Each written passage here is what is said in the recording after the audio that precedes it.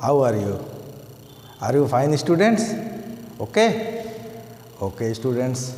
Now, today I try to begin class 8 politics lesson 6, and name of this lesson is understanding our criminal justice system. तो बच्चों, इस lesson में हम लोग criminal justice system के बारे में जानेंगे। यह लेसन आपके बुक का लेसन 6 है। इस लेसन में आपको एक छोटी सी स्टोरी है, उस स्टोरी के बारे में आप समझेंगे। फिर एक पॉइंट वाइज 1 बाय 1 आप समझेंगे क्या what is criminal justice system, ये क्रिमिनल जस्टिस सिस्टम है क्या, 4 key of criminal justice system. इस क्रिमिनल जस्टिस सिस्टम का प्रमुख रूप से 4 बिंदु क्या है, role of police in investigation crime, investigation crime क्या है, उसमें पुलिस की भूमिका क्या होती है, FIR क्या होता है, what is the chargesheet of police, police के द्वारा चार्जशीट क्या कैसे तैयार की जाती है, उसका क्या योगदान होता है, article 22 and article 39A of constitution. Constitution के 2 अनुच्छेद हैं, 2 प्रमुख आर्टिकल हैं जो आपके इस चैप्टर से संबंधित है, उसके बारे में आप समझेंगे। तो स्टूडेंट्स शुरू किया जाए। तो आप देखिए इस लेसन के शुरुआत में क्या होता है। इस लेसन के शुरुआत में एक स्टोरी आपको पढ़ने को मिलती है। उस स्टोरी में मिस्टर शिंदे और मिसेस शिंदे एक परिवार है जिसके यहाँ एक शांति नाम की हाउस वर्कर एज ए नौकरानी यू कैन से काम करती है, साफ सफाई का काम करती रहती है। तो मिसेस शिंदे का एक गोल्ड चेन चोरी हो जाता है।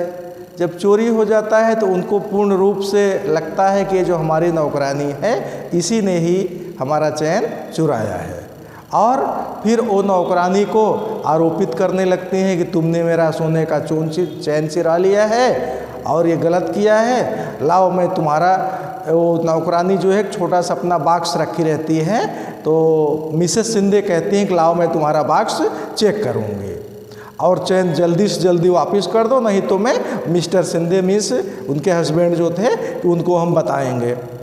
तो होता ये है कुछ सेकंड मीटिंग में शाम को जब भी मिस्टर शिंदे आते हैं, मिसेस शिंदे उनसे बताती हैं कि भाई नौकरानी ने ऐसा किया है, इसका बॉक्स मंगाइए, इसका बॉक्स को चेक किया जाएगा। तो फिर उसका बॉक्स लाया जाता है। उसके बॉक्स में सचमुच 10,000 रुपये मिलता है, जबकि नौकरानी बार बार कह रही थी मैंने चैन नहीं चुराया, मैंने चैन नहीं चुराया है।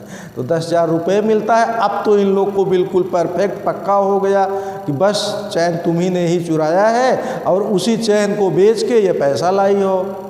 नौकरानी बहाना बताने लगी नहीं, ऐसा नहीं है, ये पैसा जो है हमारा भाई सुशील जो है हम लोग मिलकर साल भर से इकट्ठा कर रहे हैं, हमको गांव में एक बैल खरीदना है। नौकरानी ये बात बताने लगती है। फिर मिस्टर शिंदे क्या करते हैं, तुरंत पुलिस को फ़ोन करते हैं। पुलिस को फ़ोन करने के बाद वहाँ पे पुलिस जो है वो क्या करते हैं, तुरंत inspector Rao, SI inspector Rao sub inspector हैं, वो मिस्टर शिंदे के पहुंचने पे उसके खिलाफ FIR के रूप में लिखते हैं और फिर आते हैं घर पे जांच करने के लिए। FIR क्या है अभी हम लोग बच्चों समझेंगे, पहले हम चाहते हैं कि आपको शॉर्ट में स्टोरी आपको हम बता देते हैं। तो FIR करने के साथ मिस्टर शिंदे भी पुलिस को लेके घर पे आते हैं। तो घर पे आने के बाद पुलिस इन लोगों को बयान को नोट करती हैं, मिस्टर शिंदे मिसेस शिंदे को। ये लोग बताते हैं कि नौकरानी हमारे यहाँ है, इसने हमारी चैन चुराया है और इसी के स्थान पे इसी को बेच के 10,000 रुपये इनके बॉक्स से मिला है। तो पुलिस इंस्पेक्टर उसके पैसे को भी सील कर देते हैं और उन लोग का बयान लिखते हैं। लिखने के साथ फिर नौकरानी को भी अपने साथ पकड़कर ले जाते हैं, जबकि नौकरानी बार बार कह रही थी कि ये मेरा चुराया हुए चैन मैंने चोरी नहीं किया, ये मेरा पैसा है जो मेरे भाई के द्वारा हम लोग साल भर से इकट्ठा किए हैं गांव में बैल खरीदने के लिए। लेकिन पुलिस इंस्पेक्टर उसको लेके जाते हैं थाने। अब देखिए थाने लाने के बाद क्या होता है, थाने लेके गए, सारा एविडेंस डॉक्यूमेंट सब इकट्ठा किए और फिर चार्जशीट तैयार किए कि ये सचमुच चोरी इसने किया है और इसके अगेंस्ट मुकदमा होगा जो कोर्ट में फाइल किया जाएगा। तो पुलिस क्या करती है, चार्जशीट तैयार करती है। चार्जशीट मतलब यह हुआ कि सारा एक्टिविटीज़, उसमें सारी एक्टिविटीज़ होती है, वो जिसमें सब कुछ लिखते हैं, जो बयान होता है, जो एविडेंस होता है, जो प्रूफ्ड उनको मिला है, जो पैसा मिला है, वो सब नोट किया जाता है। संबंधित उसमें सेक्शन लगाए जाते हैं, धारा लगाई जाती है, कौन सा क्या गलती किया गया है, चोरी किया गया है, किस तरह का। तो यह होता है। इसके बाद भाई जो शांति नौकरानी है उसको गलत रूप से अरेस्ट करने का कार्य किया गया। उसका भाई आता है, सुशील जिसका नाम है। सुशील कहता है कि अरे भाई मेरे बहन को इस तरह क्यों किया गया, इसने ऐसा कुछ नहीं किया, और जो पैसा है हम लोग इकट्ठा किए थे। पुलिस नहीं तैयार होता है। पुलिस कहता है नहीं, ये तो बात वही है, ये सामने पैसा है, इसी के बेस पे ही हम इसको चोरी का आरोपित किए हैं और इसको गिरफ्तार किए हैं। तो और आप तुम्हें छुड़ाना हो तो जाओ तुम कोर्ट से इनको छुड़ाओ। तो फिर सुशील कहते हैं कि भाई मेरे पास पैसा कहाँ है, मैं गरीब हूँ, जो मेरा पैसा था भी उसको भी आप ये कलेक्ट किए थे, इसको आप लेके चले आए हो, सील कर दिए हो, अब नहीं संभव है। अब समस्या प्रॉब्लम बढ़ती गई। पुलिस ने कहा मैं ऐसा नहीं करूंगा, आप जाइए कोर्ट में। उसके बाद भी कोर्ट में भी उसको नहीं जाने देते। पुलिस फिर उसको 3 दिन डिटेन कर देते, उसके भाई को भी रोक लेते हैं वहीं थाने में, और उसकी पिटाई की जाती है, टॉर्चर की जाती है, मारते हैं पीटते हैं उसके भाई को, और उसे कहते हैं कि तुम ऐसा एक्सेप्ट कर लो कि हम और हमारी बहन मिलके एक गैंग चलाते हैं। और कैसा गैंग, चोरी का गैंग, जो कि इसी तरह कहीं किसी के घर में या किस तरह का चोरी करने का कार्य करते हैं। तो उसको बड़ा ऑड लगता है कि ये तो ऐसा कुछ है ही नहीं, फिर भी इस तरह का कार्य किया जाता है। पुलिस चार्जशीट तैयार करके फाइल कोर्ट में भेज देती है। ध्यान से बच्चों समझिएगा स्टोरी। अभी इस स्टोरी से आपका पूरा पॉइंट टू पॉइंट आपके सामने आना है।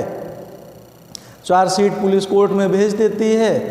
कोर्ट में भेजने के बाद देखिए आपको हम एक बहुत महत्वपूर्ण पॉइंट यहाँ समझा देते हैं।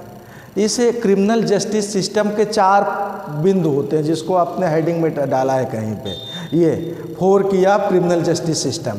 तो 4 पॉइंट होते हैं, 4 बिंदु, 4 प्रमुख कार्य करने वाले लोग। वो कौन कौन होते हैं? सबसे पहला होता है पुलिस, और दूसरा कौन होता है? सेकंड आपका होता है पब्लिक प्रोसिक्यूटर, और थर्ड क्या होता है? थर्ड होता है डिफेंस लॉयर, और लास्ट जज होता है बच्चों।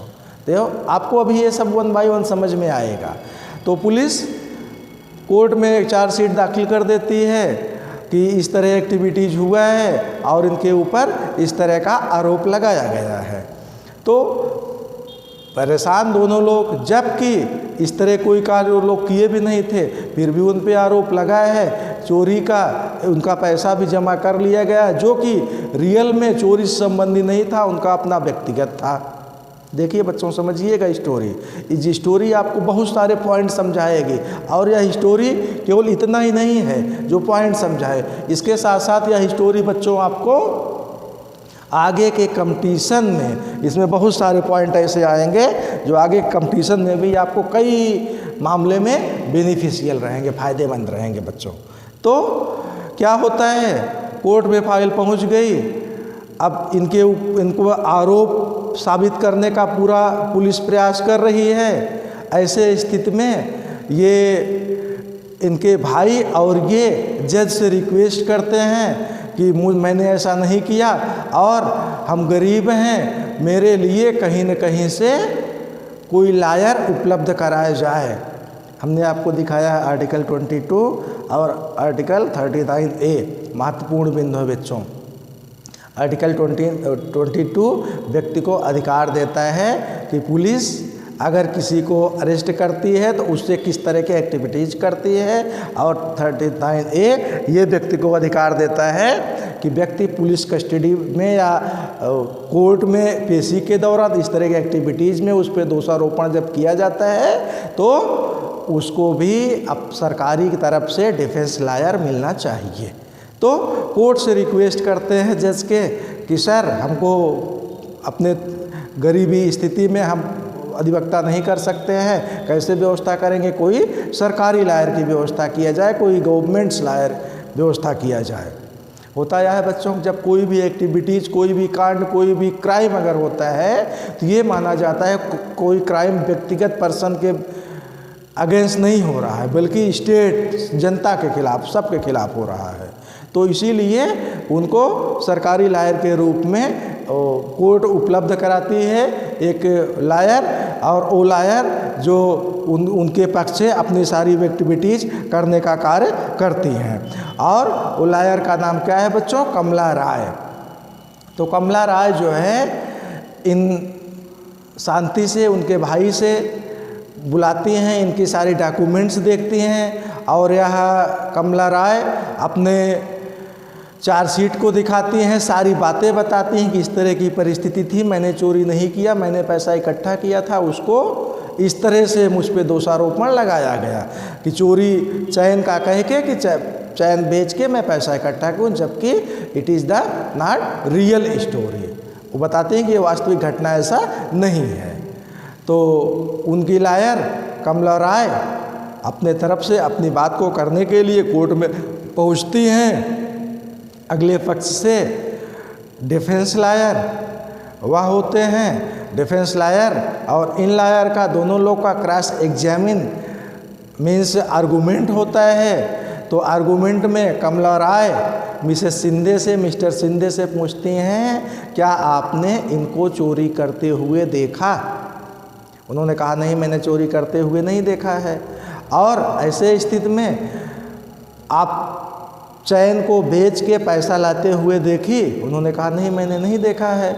फिर उन्होंने कहा आप 3 साल से आपके यहाँ है, इस तरह कोई एक्टिविटीज़ नहीं हुई, उसके बाद अब आपके यहाँ ऐसा हो रहा है, आप इन पे किस बेस पे आरोप लगा रही हैं? दूसरा डिफेंस लायर भी क्वेश्चन करता है शिंदे के पक्ष से, लेकिन लास्ट में परिस्थिति बदलने लगती है। कमला राय प्रूव्ड करने में सक्षम होने के करीब पहुंच जाती हैं कि इन्होंने चोरी नहीं किया, क्योंकि ना इनको किसी ने चोरी करते देखा, ना चैन बेचते देखा, ना पैसा लाते देखा, और इनका पैसा किस तरह से कैसे है, इसी बेस पे इनको चोरी के इल्ज़ाम में नहीं कहा जा सकता। इसी बीच में होता क्या है, एक दूसरी इवेंट जानकारी मिलती है किसको? शांति जो नौकरानी थी उनके भाई सुशील को एक जानकारी मिलती है कि इनके पड़ोस में मिस्टर शिंदे, हमारे पड़ोस में जो एक पुलिस चौकी है, उस पुलिस चौकी में एक शर्मा इंस्पेक्टर हैं, उन्होंने एक गैंग को पकड़ा है, ऐसी गैंग जो सचमुच चैन चोरी करने का कार्य करती है। तो उस जानकारी को भी वो अपने कमला राय जो उनकी लायर हैं, जो सरकार के तरफ से, स्टेट के तरफ से मिला, उसको बताती हैं। उनको बताने के बाद वह लायर उस इंस्पेक्टर शर्मा को कोर्ट में बुलवाया जाता है। इंस्पेक्टर शर्मा कोर्ट में बुलवाने के बाद सारी बातें एक्सपेक्ट करते हैं कि सचमुच एक इस तरह का गैंग पकड़ा गया है जो लोगों के यहाँ चैन चुराता है, और उस गैंग में मिस्टर शिंदे का लड़का भी शामिल है। देखिए बच्चों, उन मिस्टर शिंदे का लड़का भी शामिल उस गैंग में रहता है जो अपनी नौकरानी शांति के ऊपर अपने घर की चैन की चोरी का आरोप लगाए रहते हैं। तो इस परिस्थिति में क्या होता है, पूर्ण रूप से उनको स्वतंत्र कर दिया गया, भाई बरी कर दिया गया शांति को, और उसके साथ साथ शांति के पैसे को भी वापस किया गया। शांति के पैसे को वापस करने के बाद उनको पूर्ण अधिकार, पूर्ण राइट पहले की तरह मिला। अब देखिए, ये गरीब होने के कारण जब पुलिस ने इनको बुलाया, पुलिस बुलाई, और बीच में हुआ ये कि पुलिस ने इनको किसी बेल के रूप में छोड़ने का भी कार्य हुआ, लेकिन उस बेल में इनके ऊपर 20,000 रुपये इसका चार्ज लगाया गया था। वो पैसा दे नहीं सकती थी, गरीबी थी, इसलिए बीच में भी इनको छूटने का मौका नहीं मिला। लास्ट में जब सचमुच फेयर ट्रायल हुआ, ढंग से जजमेंट हुआ, निर्णय हुआ, तो ये छूटी। तो बच्चों, यह आपके इस लेसन की एक शॉर्ट स्टोरी है। अब हम आपके इस पॉइंट पे चर्चा करेंगे। थोड़ा बच्चों, ये वीडियो थोड़ा बड़ा हो रहा है, लेकिन मैं चाहूँगा कि मैक्सिमम चीज़ें आपके समझ में आए, आप सचमुच वह सारी चीज़ें समझें जो क्रिमिनल जस्टिस सिस्टम से संबंधित है। स्पेशली बच्चों इसीलिए मैं ये वीडियो पूर्ण रूप से हिंदी में आपको समझा रहा हूँ कि आपके समझ में पॉइंट टू पॉइंट सारी चीज़ आए। आप खुद Hindi to English you can do very easily without any hesitation, I know, आप इसको कर सकते हैं। अब आप देखिए पॉइंट आपके क्या है। सबसे पहला है what is criminal justice system. तो क्रिमिनल जस्टिस सिस्टम क्या है, अभी हमने आपको समझाया। इस तरह की कोई एक्टिविटीज़ जब होती है जहाँ पे क्राइम जैसे कार्य होते हैं, किसी को मारा जाता है, पीटा जाता है, चोरी होती है, डकैती होती है, ऐसे मामले में क्रिमिनल वर्क होता है और उसमें जब पूरी एक्टिविटीज़ होती है, मामला कोर्ट में जाता है, फिर न्याय होता है, इसी व्यवस्था को क्रिमिनल जस्टिस सिस्टम कहा जाता है। This system is called as a criminal justice system. इसकी शुरुआत कैसे होती है? शुरुआत यह होती है, कोई घटना जैसे घटती है आपके सामने, अभी आपको दिखा, उनके यहाँ एक घटना घटी, उन्होंने पुलिस को सूचना किया, पुलिस को सूचित किया। जब पुलिस को सूचित किया तो पुलिस की फर्स्ट रिस्पॉन्सिबिलिटी क्या होती है? Then he should be keeped as a FIR, उनको एक FIR करना चाहिए। हमने अभी आपको 4 की के बारे में बात किया था। 4 key of criminal justice system, ये 4 की बहुत महत्वपूर्ण पॉइंट है। इस तरह के क्वेश्चन आपके बड़े बड़े कंपटीशन में भी आते हैं, what is the 4 key of criminal justice system. तो इस तरह के क्वेश्चन आप लोग अच्छी तरह समझेंगे बच्चों, आपके एग्जाम से भी बहुत ही संबंधित है। 4 की भी हमने आपको बताया था क्या है 4 की, जो इस पूरे क्रिमिनल जस्टिस सिस्टम के एक्टिविटीज़ को शुरू से लेके अंत तक कंप्लीट करता है। वो 4 की क्या है? सबसे पहला पुलिस, सबसे पहले की पुलिस है। सेकंड आपका पब्लिक प्रोसिक्यूटर है। पब्लिक प्रोसिक्यूटर मतलब बच्चों आप थोड़ा समझ लेंगे, ये सरकारी वकील होते हैं। और थर्ड होते हैं डिफेंस लॉयर। डिफेंस लॉयर वो होते हैं जिसके तरफ से मुकदमा किया जाता है। देखिए यहाँ 2 वादी प्रतिवादी 2 व्यक्ति होते हैं। एक वह होते हैं जिसके ऊपर दोष लगाया जाता है, जिसके ऊपर दोष लगाया गया वह अगर कहीं न कहीं से परेशान है, गरीब हैं, तो वह व्यक्ति भी सरकारी वकील कर सकते हैं।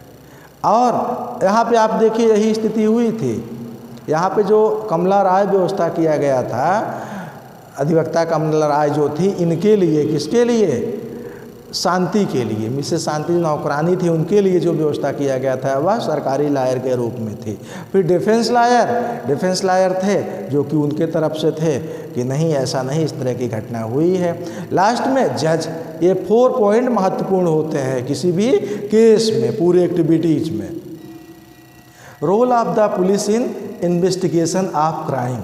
अब आप देखिए शुरुआत कैसे होती है, शुरुआत कैसे होती है किसी भी केस की। हम आपको चाहते थे एक पूरी स्टोरी समझा दें, इससे आपको पॉइंट टू पॉइंट अच्छी तरह समझ में आएगा। Role of the police investigation crime. सबसे पहले पुलिस की भूमिका किस तरह से, कहाँ से शुरू होती है? तो पुलिस की भूमिका शुरू होती है जब उसके पास एक FIR किया जाता है। अब आप यहाँ समझना बहुत ज़रूरी है, what is the means of FIR। FIR क्या है? FIR किसे कहते हैं, किसके द्वारा किया जाता है और इसकी क्या रूपरेखा होती है? तो बच्चों the full form FIR is the first information report. प्रथम रूप से जो पुलिस के यहाँ रिपोर्ट किया जाता है कि इस तरह की घटना हमारे परिवार में, हमारे भाई के, हमारे परिवार से संबंधित हुई है, चोरी हुई है, मारपीट हुई है, जो पुलिस के यहाँ जो व्यक्ति जाके लिखाता है उसी को FIR बोला जाता है। और वहाँ पे अब थोड़ा बहुत ही जिम्मेदार या महत्वपूर्ण बातें आपको समझना ज़रूरी है।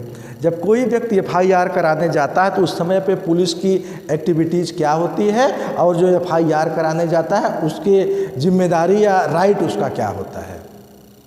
जब कोई व्यक्ति जाता है पुलिस के यहाँ FIR कराने तो सारी एक्टिविटीज़ को बताता है। पुलिस के यहाँ एक रिकॉर्ड फॉर्म होता है, उसमें वह सारी एक्टिविटीज़ को पॉइंट टू पॉइंट नोट करते हैं। FIR करने वाले व्यक्ति का नाम लिखा जाता है, उसकी साइन करा जाती है, उसकी एड्रेस लिखा जाता है, जिसके अगेंस्ट में FIR किया जाता है उसकी सारी डिटेल्स और एड्रेस लिखाया जाता है, और किस तरह की घटना घटी उसको लिखाया जाता है। और इसके साथ साथ कुछ अगर एविडेंस है, प्रूव्ड है, और कोई व्यक्ति साक्ष्य है, उस घटना को देखे हैं, तो उनका भी नाम लिखा जाता है। और लास्ट में जिसने FIR कराया है उसके हस्ताक्षर कराए जाते हैं। बहुत महत्वपूर्ण पॉइंट और इसमें एक है, FIR कोई एक कापी पूर्ण रूप से फ्री में पुलिस की जिम्मेदारी होती है कि जिसने FIR किया है उसको एक प्रति दी जाए। वह व्यक्ति एक कापी लेने का एथराइज्ड होता है, उसका अधिकार होता है कि कापी वह ले सके। तो यह हुआ बच्चों FIR। मिस्टर शिंदे गए थे वहाँ पुलिस के पास FIR कराने। आगे की एक्टिविटीज़ देखिए अब क्या होता है। अब देखिए लिखा है what is chargesheet of police. अब इसके बाद अगली एक्टिविटीज़ देखिए अभी आपने, अब मैं आपको पूर्ण रूप से उसी स्टोरी से जोड़ रहा हूँ। चार्जशीट, अब पुलिस इनके घर आती है, पूर्ण रूप से सारी एक्टिविटीज़ फटाफट FIR की, उनको ले गई, ये सब की। लेकिन बच्चों थोड़ा एक कॉमन बात और समझना बहुत ज़रूरी है। क्या इस तरह के इवेंट कहीं स्पेशल मामलों पे होता तो पुलिस ऐसे फटाक से उनको अरेस्ट करके लेके जाती? No, it is the not, ऐसा नहीं संभव है। थोड़ा एक्टिविटीज़ में कहीं ना कहीं फ्लेक्सिबिलिटी या कहीं ना कहीं हार्डनेस दिखाई पड़ता है पुलिस के स्वभाव में। It's a doesn't matter, you come to the point. फिर पुलिस उनके यहाँ आती है, उनको लेके जाती है, उनको दैट मीन्स नौकरानी को, शांति को, और उसके बाद सारी एक्टिविटीज़ की एक पेज तैयार करता है जिसे चार्जशीट बोला जाता है, जिसे पुलिस तैयार करती है, जिसमें अन्य डिटेल्स एविडेंस से संबंधित और इनकी डिटेल्स जो बोलती हैं कि मैंने चोरी किया है, नहीं किया है, कैसे है, क्या है, इनकी डिटेल्स लिखी जाती है। और उनकी भी डिटेल्स लिखी जाती है जो FIR कराए हैं, अगर वो कुछ एविडेंस के रूप में बोलते हैं या उसके अलावा कोई और एविडेंस है तो उसको भी लिखा जाता है। तो आपकी चार्जशीट ये तैयार हुई, पुलिस की जिम्मेदारी यहाँ पे चार्जशीट की हुई। यहाँ पे एक बहुत महत्वपूर्ण पॉइंट बच्चों एक और है जो आपको समझना बहुत ज़रूरी है, वह है आपको नीचे बताया गया है चार्जशीट के से संबंधित। उसके आगे का पॉइंट है, यह है आर्टिकल 22। आर्टिकल 22 बच्चों वह है कि अगर कोई व्यक्ति को पुलिस लेके आती है, उस व्यक्ति को किस ढंग से, किस एक्टिविटीज़ से थाने में कितने समय अपने कस्टडी में कैसे रख सकती है। तो देखिए यहाँ पे आप समझिए, सबसे पहला व्यक्ति तो यह आर्टिकल 22 उस व्यक्ति को राइट देता है। कॉन्स्टिट्यूशन का अनुच्छेद 22 जिसे आर्टिकल 22 आप बोलते हैं, इस तरह का अधिकार व्यक्ति को देता है कि वह व्यक्ति सबसे पहले पुलिस से यह पूछ सके, why you are arresting to me, आप हमें क्यों अरेस्ट कर रहे हो। इस चीज़ को जानने का अधिकार उस व्यक्ति को है। Second, police will sure inform to that any relative a concerning person regarding their family. Police उस व्यक्ति के परिवार से संबंधित या कोई उससे यार या दोस्त मित्र से संबंधित उसकी सूचना उसको अरेस्ट करने के कम से कम समय में 1-2 घंटे, 4 घंटे, मैक्सिमम 10 घंटे के अंदर में ज़रूर देगी। और अरेस्ट करते समय पुलिस किसी न किसी को इन्फॉर्म करेगी कि हम इनको अरेस्ट कर रहे हैं। और महत्वपूर्ण बात, पुलिस अरेस्ट करने जाएगी तो अपने ड्रेस में रहेगी। ड्रेस के साथ साथ पुलिस का name plate, what is the name of this person, he is a really police और नॉट, ये उसके नेम प्लेट होना चाहिए। पुलिस शादी वर्दी में जाके अरेस्ट करने का कार्य नहीं कर सकती। अगर ऐसा करती है तो आप कह सकते हैं, who are you, why you are arresting to me, what is your right, have you any document, किस बेस पे आप कौन हो, कैसे मुझे अरेस्ट कर रहे हो। तो ये अधिकार आपका है। उसके बाद इन्फॉर्म करके पुलिस लेके आती है। पुलिस किसी भी व्यक्ति को अपने कस्टडी में 24 आवर से अधिक, 24 घंटे से ज़्यादा नहीं रख सकती। और 24 आवर के अंदर में उसको संबंधित मजिस्ट्रेट के सामने उस व्यक्ति को पेश करना होगा। संबंधित न्यायालय कोर्ट जो होगा उसके सामने उसे पेश करना होगा। बच्चों एक स्टोरी की तरह मैं आपको समझा रहा हूँ जिससे पूरा लेसन आपके समझ में अच्छी तरह आए, आपके दिमाग में, मस्तिष्क में बिल्कुल अंदर तक घुस जाए। मैं चाहता हूँ घुस जाए। आप जानते हैं ना, जैसे कोई चीज़ आप खाना खाते हैं, पानी पीते हैं, अंदर घुस जाता है, अंदर चला जाता है, उसका टेस्ट आपको मिलता है ना। उससे आपके बॉडी में स्वास्थ्य होता है, मजबूत होते हैं। तो इसी तरह ये मैं चाहता हूँ ये लेसन आपके माइंड में इस तरह चला जाए कि आप इसको जीवन में कभी ना भूलें। क्रिमिनल जस्टिस सिस्टम, यह लेसन आपके लाइफ से संबंधी है, आपके जीवन से संबंधी है। आपको जीवन में बहुत इस तरह के इवेंट्स देखने को मिलेंगे, आपके अगर अड़ोस में, पड़ोस में, परिवार में, यार मित्र में। हो सकता है आप ही कोई अधिकारी बन जाओ, कोई इस तरह के पुलिस वाले बन जाओ, आपके सामने सारी बातें आएंगी। बहुत सारे बच्चे हैं जो इसमें जज बनेंगे भाई, पब्लिक प्रोसिक्यूटर बनेंगे भाई, डिफेंस लॉयर बनेंगे, बहुत सारे मामले आपके सामने आएंगे। इसलिए मैं इस लेसन को आपको इस ढंग से समझा रहा हूँ बच्चों कि आपके समझ में थोड़ा अच्छी तरह आए। आप कंपटीशन दें जिसका कोई भी क्वेश्चन कहीं से स्लिप ना करने पाए।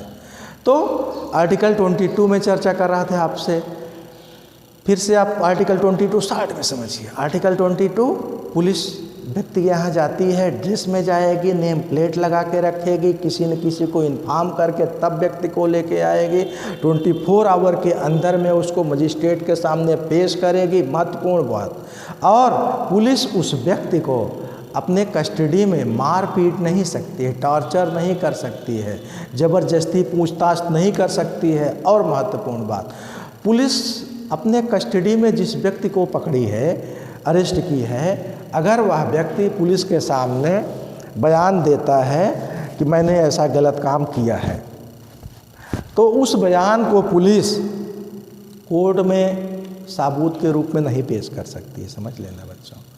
Y? Because police can torture also to that person. Police torture कर सकती है, पिटाई कर सकती है, ज़बरदस्ती मारपीट के बयान लिखवा सकती है कि अरे हमने किया है, लेकिन उसको नहीं यूज कर सकते। उस बयान को इस तरह नहीं कोर्ट में चैलेंज या एविडेंस के रूप में नहीं यूज किया जा पाएगा। तो यह सारे राइट किसको है? आर्टिकल 22 के अंडर उस व्यक्ति को जिसको पुलिस ने अरेस्ट किया है। अब बच्चों समझिएगा। इसके बाद आपका यहाँ पे महत्वपूर्ण है 39A।